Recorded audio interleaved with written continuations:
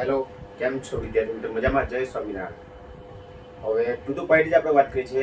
વીજ રસાયણની અંદર આપણે લાસ્ટ ટાઈમ વિદ્યુત રાસાયણિક કોષ બે ચલાવ્યા હતા, બરાબર ને? એક સૂકો કોષ ચલાવ્યો હતો અને બીજો કયો કોષ ચલાવ્યો હતો? મરકરી કોષ.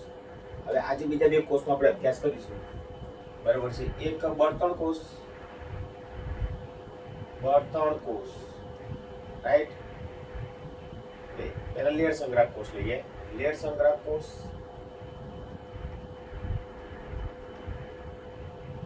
અને બીજો છે બળતણ કોષ. ફર્સ્ટ આપણે લેડ સંગ્રાહક કોષ શીખીએ અને પછી આપણે ફ્યુઅલ સેલ યાની કે બળતણ કોષ શીખીએ. ઓકે, ચલો. લેડ સંગ્રાહક કોષ હકીકતની અંદર કેવું છે યાદ રાખજો ખાસ. આજે લેડ સંગ્રાહક કોષ છે ને એ દ્વિતીયક કોષ છે. દ્વિતીયક કોષ છે યાની કે સેકન્ડરી સેલ. મતલબ શું થયો કે એક વખત મૃત થઈ જાય, બરાબર છે, તો આપણે એને ફેંકી નહીં દેતા. એને આપણે ફરીથી ચાર્જિંગ કરીને પુનઃજીવિત કરી શકીએ છીએ. કારણ હું ઝંઝટ આ એક જ વખત લાવવાની જરૂર પડે પાવર, બરાબર છે. પણ જ્યારે બંધ પડે ત્યાર પછી ચાર્જિંગ કરી પાછળનો ઉપયોગ કરે, ફરીથી ચાર્જિંગ કરી ફરીથી ઉપયોગ કરીએ, બરાબર છે. એટલે આ સેલ વધારે સારો કહેવાય. ઓકે, તો લેડ સંગ્રાહક કોષ છે ને એ દ્વિતીયક કોષ છે. મતલબ એને મૃત થયા બાદ પુનઃજીવિત કરી શકાય છે. લાંબા સમયના વપરાશ બાદ મૃત થઈ જાય, બહુ વાપર કરો તો પછી બેટરી ખલાસ થઈ જાય. ખલાસ થઈ જાય એટલે આપણે ફેંકી નહીં દઈએ ને આપણે, બરાબર છે. એને આપણે પુનઃજીવિત કરી શકું છું. સારું, માણસોમાં આવું થતું નહીં યાર. આવું થતું તો સારું નહીં. માણસ માર્યા પછી જીવ થાય તો લોકો મૃત થયા બાદ શું કરી શકાય છે? એને પુનઃજીવિત કરી શકાય. ઓકે, ચલો શીખીએ આપણે સિદ્ધાંત શું છે આપણો એની અંદર. તો આ તો વિદ્યુત રાસાયણિક કોષ છે એટલે સિદ્ધાંત તમને ખબર છે. વિદ્યુત ઉર્જાનું રાસાયણિક ઉર્જામાં રૂપાંતર નહીં, એ રાસાયણિક ઉર્જાનું કઈ ઉર્જામાં રૂપાંતર? વિદ્યુત ઉર્જામાં રૂપાંતર થશે. ચલો રચનાના સંદર્ભમાં આપણે વાત કરીએ. રચના તો એમાં એનોડ ને કેથોડ બી હશે ને, એનોડ ને કેથોડ અને વિદ્યુત વિભાજ્ય દ્રાવણ. વિદ્યુત વિભાજ્ય દ્રાવણ. એનોડ કોણ છે, કેથોડ કોણ છે અને વિદ્યુત વિભાજ્ય દ્રાવણ કોણ છે જોઈ લઈએ, બરાબર છે. એનોડ તરીકે પીબી ની પ્લેટ છે. પીબી યાની કે લેડ, પીબી ની પ્લેટ. લેડ સંગ્રાહક કોષ તો લેડ જ જોઈએ ને આપણે, બરાબર. અને કેથોડ તરીકે છે ને PbO2 યાની કે લેડ ઓક્સાઇડના અસ્તર વાળી પીબી ની પ્લેટ છે. PbO2 ના અસ્તર વાળી પીબી ની પ્લેટ છે. વિદ્યુત વિભાજિત દ્રાવણ તરીકે 38%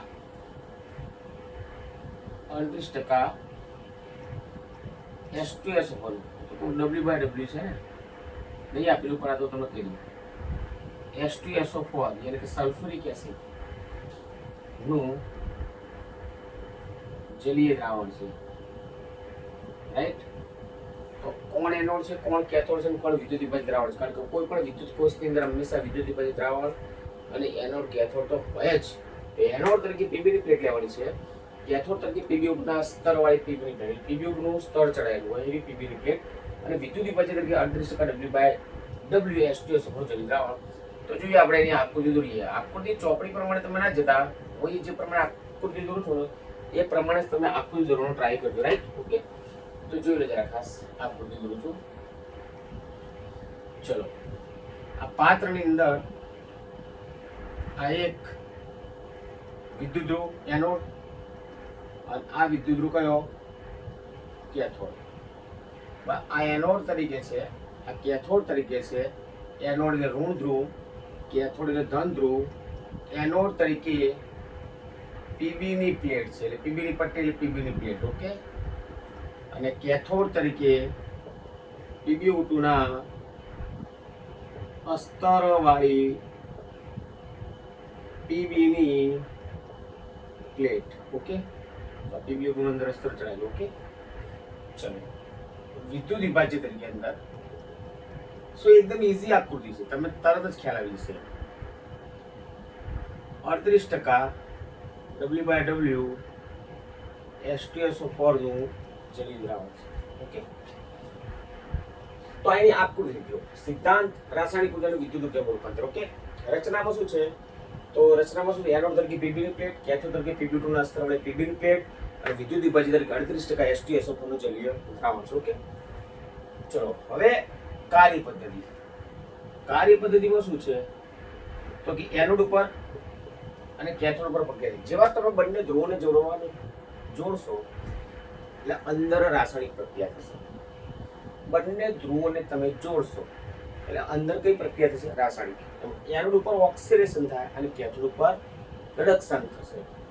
તો એ છે ને પહેલી જે પ્રક્રિયા છે ને, ધીમે ધીમે કોષ વપરાતો થશે, પછી લાંબા સમય બાદ કોષ મૃત થઈ જશે એટલે ડિસ્ચાર્જ થઈ જશે. એટલે પહેલી જે રિએક્શન છે ને એ ડિસ્ચાર્જિંગ પ્રક્રિયા છે. તો ચલો ડિસ્ચાર્જિંગ પ્રક્રિયા,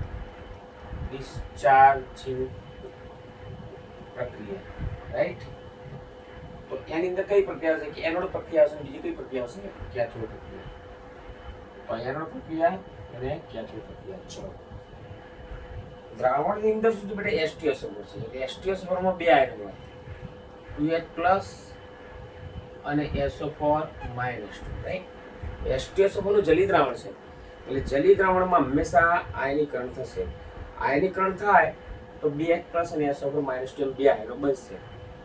ચલો એનોડ પ્રક્રિયામાં શું છે સમજો. Pb છે એનોડ ઉપર, Pb એટલે Pb પોતે સક્રિય ધ્રુવ છે, પોતે પ્રક્રિયામાં ભાગ લેશે અને દ્રાવણમાંથી તમે SO4-2 ઉપાડો. અહીંયા Pb અને અહીંથી SO4-2 ઉપાડો એનોડ પ્રક્રિયા. તો ચલો એ આ Pb વત્તા SO4-2 આ પટ્ટી સોલિડ છે અને આયન એક્વાયર્સ છે. એમાંથી બનશે PbSO4 બનશે. PbSO4 એ પણ સોલિડ છે અને અવક્ષેપ બનશે કારણ કે આનું દ્રાવણ ના હોય લેડ સલ્ફેટનું. લેડ નાઇટ્રેટ પાણીમાં દ્રાવ્ય ખરી પણ લેડ સલ્ફેટ પાણીમાં દ્રાવ્ય નથી એટલે આના પ્રેસિપિટેટ ધેટ મીન્સ અવક્ષેપ મળશે. ફરતી પૂરી તરફ ધ્યાન આપજો ખાસ. PbSO4 છે ને એનું દ્રાવણ ના બને કોઈ દિવસ કારણ કે પાણીમાં અદ્રાવ્ય છે એટલે એના અવક્ષેપ મળશે યાની કે પીપીટી પ્રેસિપિટેટ યાની કે અવક્ષેપ મળશે અને વત્તા ઓક્સિડેશનમાં 2 ઇલેક્ટ્રોન ગુમાવશે. આ પ્રક્રિયાથી ઓક્સિડેશન પ્રક્રિયા કારણ કે -2 છે ને તો 2 ઇલેક્ટ્રોન એટલે એનો પર વિજ્બર -2 અહીંયા પણ -2 થશે. ચલો કેથોડ પ્રક્રિયા શું છે? તો કેથોડમાં PbO2 છે. હવે એ PbO2 PH+ અને SO4-2 બંને સાથે પ્રક્રિયા કરશે. તમારે ટેકનિક યાદ રાખવાની ખાસ બેટા. કેથોડ શાનો છે તો કે PbO2 ના અસ્ત્રવાળી Pb ની પ્લેટ છે એટલે PbO2 અને 2H+ અને SO4-2 ત્રણે લઈશું આપણે. તો જો PbO2 સોલિડ છે વત્તા 2H+ વત્તા SO4-2. ઓકે, એક્વાયસ અને 2 ઇલેક્ટ્રોન શું કરશે? મેળવશે. ત્યાં બે છે ને તો -2 -4 થાય તો મારે એ +4 કરવું પડે તો જ 0 થાય ને, રાઈટ. વિજભાર મારે કેટલો કરવો પડશે? 0 કરવો પડશે. ચલો અહીંયા પણ બનશે શું બનશે? PbSO4 રાઈટ વત્તા 2H2 આ પ્રક્રિયા થઈ બેટા કઈ તો કે રિડક્શન. જો 4H+ એટલે 2H2 થાય. PbSO4 4H અને 2 હોય 2H2 આ +4 -2 -4 એટલે 0. આ બાજુ પણ 0 છે. બંને બાજુ વીજભાર હંમેશા સરખો થવો જોઈએ. આ બાજુ -2 છે તો આ બાજુ પણ -2 છે, એમાં પણ વીજભાર સરખો છે. તો આ જે પ્રક્રિયા જે કરીને એ ડિસ્ચાર્જિંગ પ્રક્રિયા. હવે લાંબા સમયના વપરાશ બાદ કોષ કરીને એ મૃત થઈ જાય. એનું રીઝન કેમ મૃત થતું નથી કીધું ખાસ. બંને પ્રક્રિયામાં તમે જો PbSO4 બને છે એના અવક્ષેપ મળે છે. ધ્યાન આપજો જે બોલું જરા મગજમાં ક્લિયર કરો. આ જે PbSO4 બને છે ને લેડ સલ્ફેટ એના અવક્ષેપ મળશે. આ પ્લેટ ઉપર જમા થશે. પ્લેટ ઉપર અવક્ષેપ જમા થાય તો પછી Pb પ્રક્રિયા કેવી રીતે કરે અંદર? કારણ કે એની પર આવરણ થઈ જશે PbSO4. અહીંયા PbSO4 જમા થશે. જમા થાય તો પછી Pb પ્રક્રિયામાં ભાગ લઈ શકે કે PbO2 પર પ્રક્રિયામાં ભાગ લઈ શકે. કોષ કાર્ય કરવું બંધ થઈ જાય અને પ્રક્રિયા દરમિયાન તમે જો સતત H2SO4 વપરાય છે. H2SO4 શું થાય છે? વપરાય છે. એટલે સમયાંતરે આપણે H2SO4 અંદર ઉમેરતા રહેવું પડે. આ ધંધો કેવો નહીં કરવાનો આપણે. એસટીએસ પર ઉમેરતા રહેવું પડે, પણ આ તો પીબીએસ વડે જમા થાય એટલે પતી ગયું, ખેલ પૂરો થઈ ગયો, કોર્સ બંધ થઈ જશે.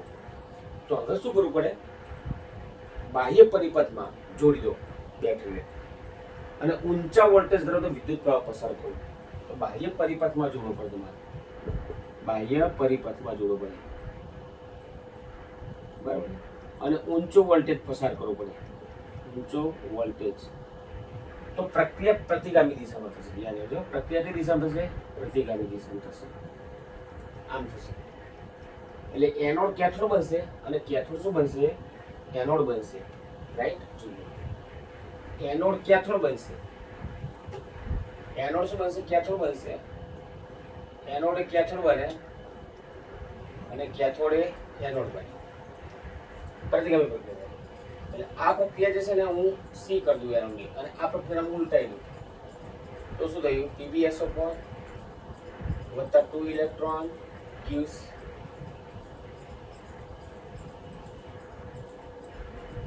PbSO4.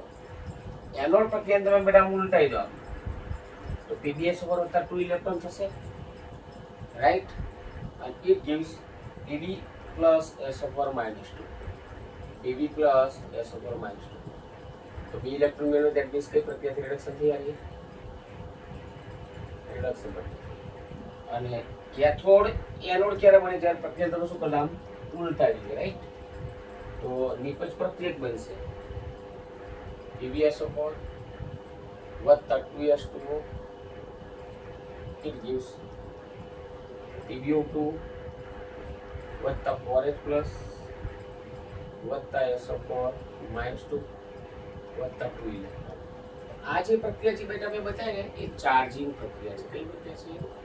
ચાર્જિંગ પ્રક્રિયા. પરીક્ષામાં તમને પૂછાય કે બળતણ કોષની લેડ સંગ્રહ કોષની ચાર્જિંગ પ્રક્રિયા લખો. આ કોષનો વોલ્ટેજ E છે, એ છે ને 2 વોલ્ટ છે. કેટલા વોલ્ટ છે? 2 વોલ્ટ છે, બરાબર ને? કાર હોય ગાડી, બરાબર? તો ગાડીમાં આવા 6 કોષ જોડવામાં આવે છે. કારમાં કેટલા કોષ જોડવાના? 6 કોષ જોડવાના. એટલે 6 કોષ એટલે 12 વોલ્ટ થાય. 12 વોલ્ટ મેળવવામાં આવે છે. કારમાં આ બેટરીનો ઉપયોગ થાય છે. પછી બીજું કેવું ઉત્પન્ન થાય ખબર? ઇન્વર્ટર. જો કોઈ પણ વ્યક્તિના ઘરમાં ઇન્વર્ટર હોય ને તો એનો ફાયદો શું? માનો કે લાઈટ જતી રહી, અંધાર પર થઈ ગયું, પણ જેના ઘરે ઇન્વર્ટર હોય ને એટલે એના ઘરે લાઈટ ના જાય.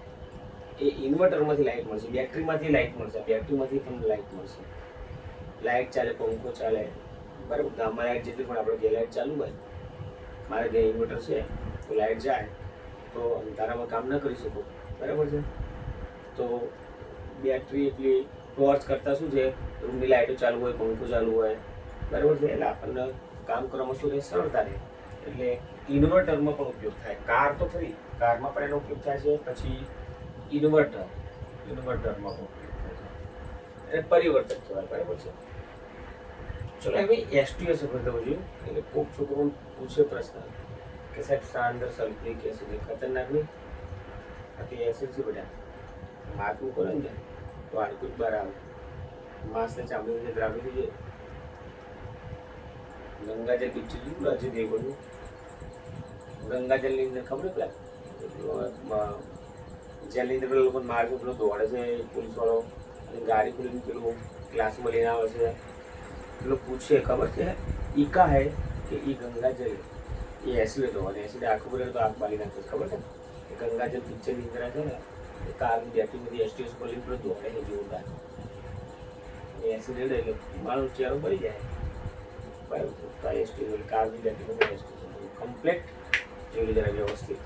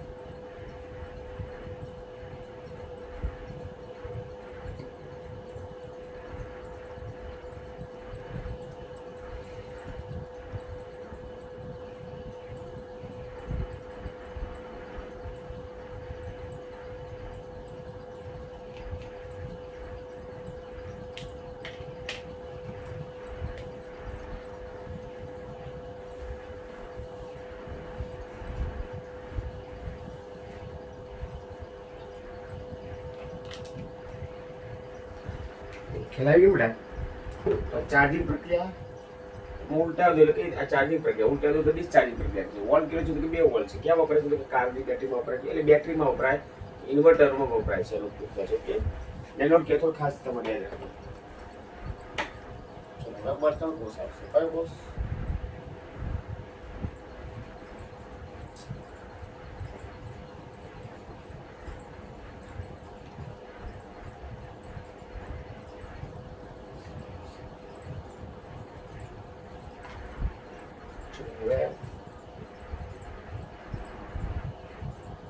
બર્તન કોષ.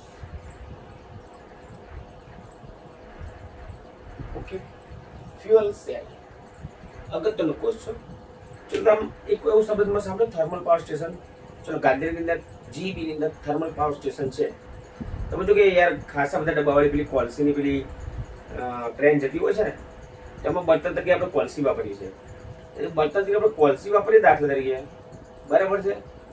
તો એ જે થર્મલ પાવર સ્ટેશનની ક્ષમતા કરીને 40% જ છે. વિચાર કરો યાર, આપણે આટલું બધી કોલસી વાપરીએ અને બધી 40% તમને વિદ્યુત ઉર્જા મળે યાર, તો ચાલતું છે યાર, નુકસાન થઈ ગયા. અને પાછું તમે જો કોલસીનો તમે ઉપયોગ કરો ને તો પછી એનાથી પ્રદૂષણ થાય, કારણ કે એનું દહન થાય ને તો ધુમાડો ઉત્પન્ન થાય, પ્રદૂષણ થાય.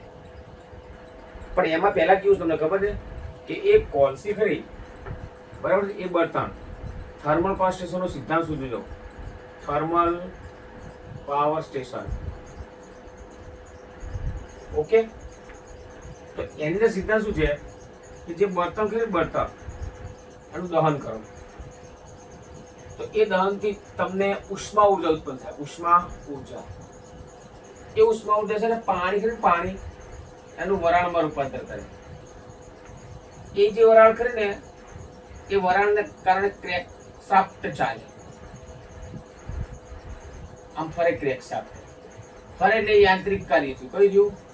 યાંત્રિક કાર્ય. એ યાંત્રિક કાર્યને બેટરી સાથે જોડો એટલે વિદ્યુત ઉર્જામાં રૂપાંતર થાય.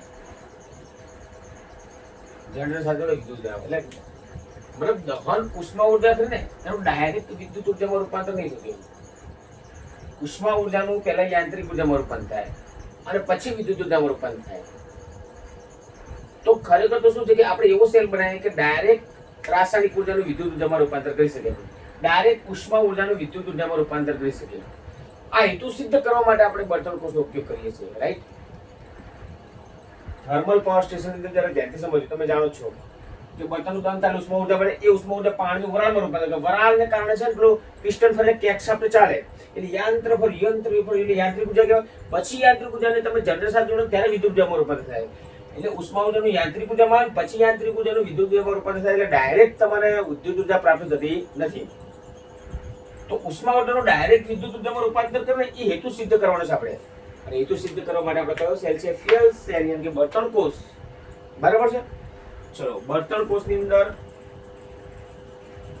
કેવું છે? એનોડ અને કેથોડ. તો જો એમાં રાસાયણિક ઉર્જાનું સીધી સુધી વિદ્યુત ઉર્જામાં રૂપાંતર. રાસાયણિક ઉર્જા છે એનું સીધું વિદ્યુત ઉર્જામાં શું થાય છે? રૂપાંતર, રાઈટ. રચનાના સંદર્ભમાં તમને વાત કરું તો જરા ધ્યાનથી જોજો બેટા.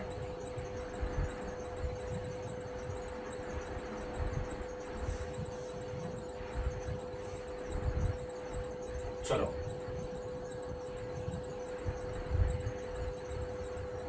વિદ્યુત વિભાજિત તરીકે અને બે ધ્રુવો તરીકે શું લીધું? તો બે ધ્રુવો તરીકે છે ને છિદ્રાળુ કાર્બનના બે પડદા છે, બરાબર ને?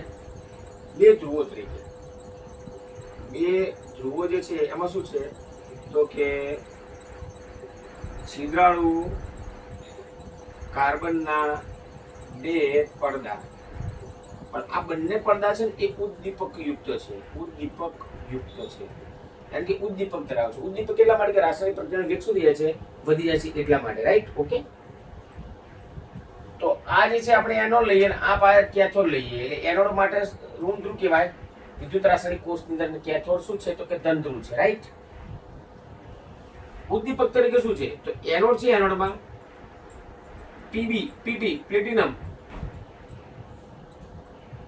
ઉદ્દીપક ધરાવતો કાર્બનનો પડદો છે આવ્યો. અને કેથોડ છે ને, કેથોડ પ્લેટિનમ અને સિલ્વર ઓક્સાઇડ ઉદ્દીપક.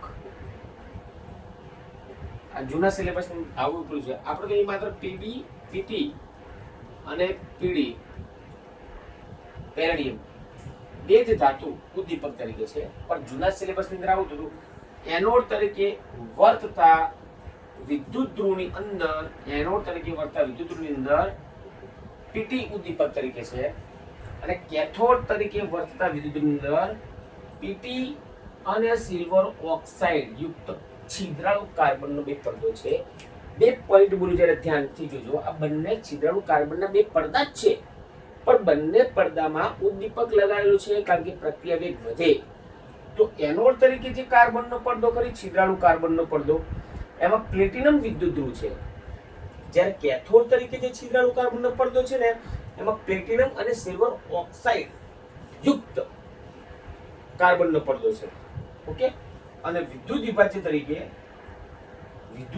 તરીકે આપણે સાંદ્ર NaOH નું જલીય દ્રાવણ છે. શું છે? સાંદ્ર NaOH, સોડિયમ હાઇડ્રોક્સાઇડ નું જલીય દ્રાવણ છે. તો આ રીતે આખીની રચના.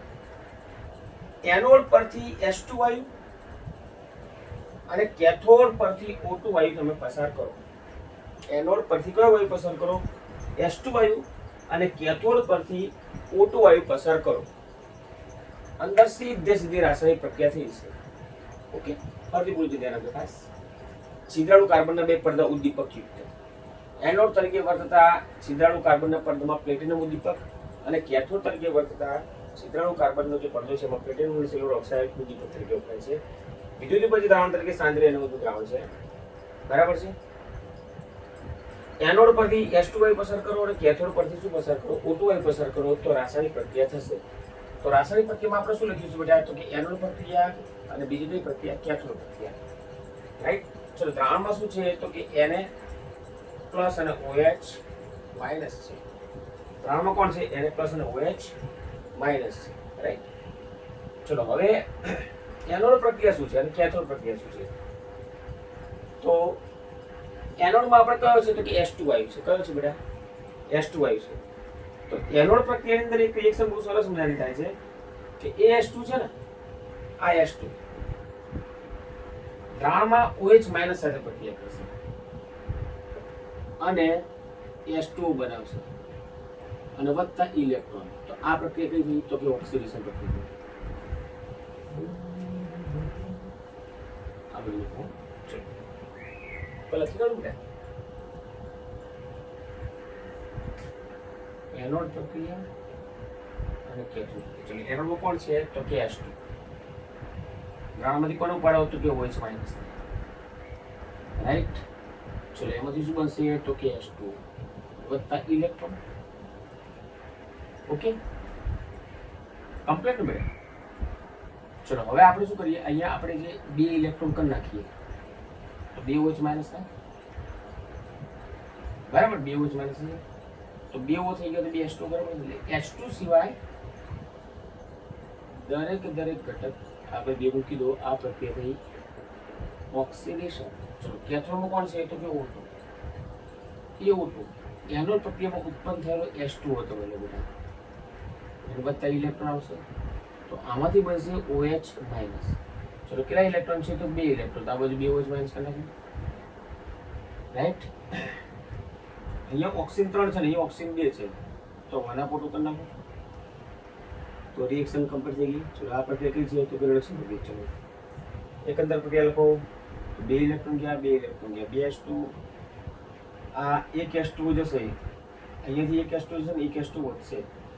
OH ગયા. ચલો, H2 plus 1/2, H2 plus 1/2. Right. આ બાજુ બે H2 છે, એક H2 રહેશે ને. રાઈટ. આ એક જ પ્રક્રિયા, મતલબ સીધી સીધું શું બનશે? પાણી બનશે.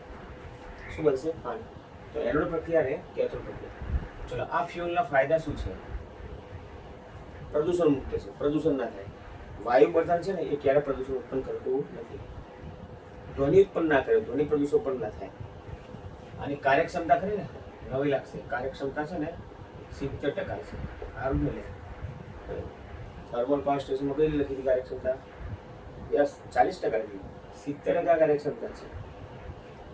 અને એમાં જે પાણી ઉત્પન્ન થાય છે ને, પાણીની વરાળ, એનો ઠંડી પાડીને પીવાના પાણી તરીકે ઉપયોગ કરી શકાય.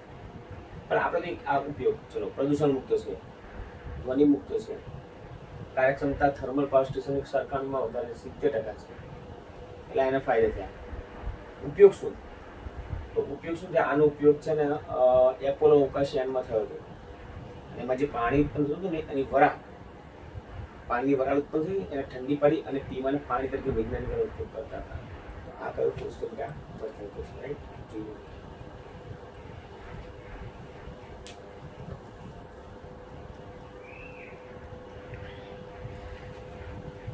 ચલો, તો આપણે છે ને 4 વિદ્યુત રાસાયણિક કોષ પૂરા થયા. સૂકો કોષ, મર્ક્યુરી કોષ, પછી રેડ સંગ્રહ કોષ, અને આરો કયો કોષ હતો બેટા?